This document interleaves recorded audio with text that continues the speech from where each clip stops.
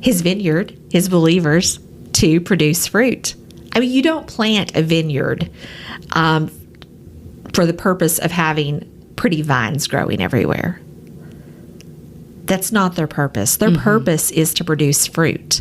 Someone who goes to the effort, and it apparently is a lot of effort there's a lot of nurturing and tending and to go. I don't know much about that, but I know enough to know that I probably wouldn't be very good at it because it takes a lot of patience, and you're very attentive to those. So again, if the vine dresser is God our Father, that is what he's doing in our lives. Like, he is very close to us, tending to us, because he wants us to produce fruit. And when I started thinking about ornamental plants, I have a lot of plants in my house that produce nothing except joy for me. Oxygen. Okay, oxygen. Kimberly, you're a big plant There's mom, our too. green thumb girl there.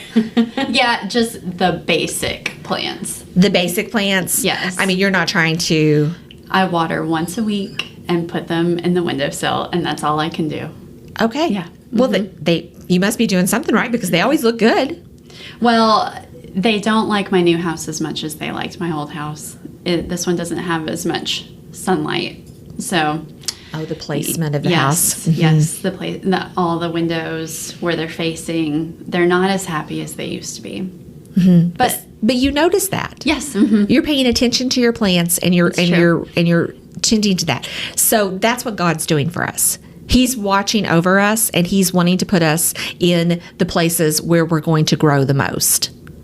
And he's going, like, you move your plants around, right? yes, I do. And you shift them. I pay attention to my plants, and I'm rotating my fig trees and turning them around. I'm looking at my orchids. I have several orchids, and they're sort of temperamental, but they're also very hardy. So if I'm paying this much attention to these plants in my house, again, this is what God is doing. That is so good what you just said. Like, it just was like a little light bulb in my head. Like, even though I know it, you said, like, he's moving us around to where we're going to, like, be most fruitful. Like, just for the person who needs to have that encouragement of, like, I'm in a weird place and why am I here? Why has God moved me to this place? Like, I hope that encourages them that, like, he's moving you around so that you can bear fruit. He's going to put you where the best spot is. So I don't know who needs to hear that today, but it just was like a little light bulb in my head. I was like, I have to say this for the person that's in a weird place. And you're like, why?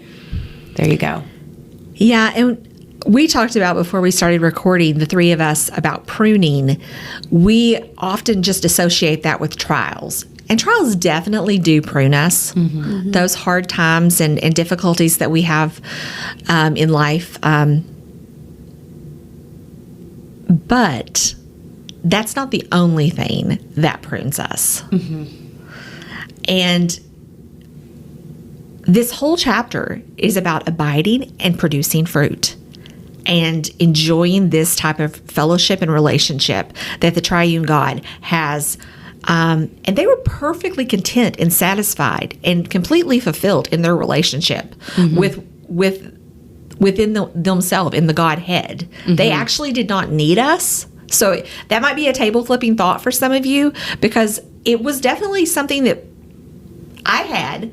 Like, I thought it was kind of a theology that was taught that God needed us, that God was lonely. That's not true. No. When you read this scripture, it becomes increasingly clear. He created us because he wanted us. Yeah. He wanted to expand his family. He wanted us to enjoy the same fellowship and beauty that's in their relationship.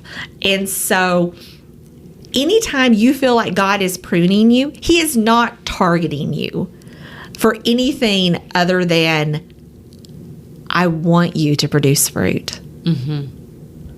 That's loving. He does not want a church building filled with pretty plants that are doing nothing. Sometimes in the scripture, Israel is portrayed as a vine in the Old Testament, a vine that fails to produce fruit. And, one reference you might read later is Isaiah 5. Or think back to one of those previous episodes that we've had where Jesus cursed the fig tree. And that tree was probably beautiful. And it had plenty of leaves, but it had no fruit. And Jesus, again, was seizing a teaching opportunity to make a point about fruitfulness. He was wanting Israel to produce fruit. And the reason he cursed that tree, which again, we talked about that in a previous episode, so I won't go back to that. But he was making the point to his 11 remaining disciples, because Judas is gone,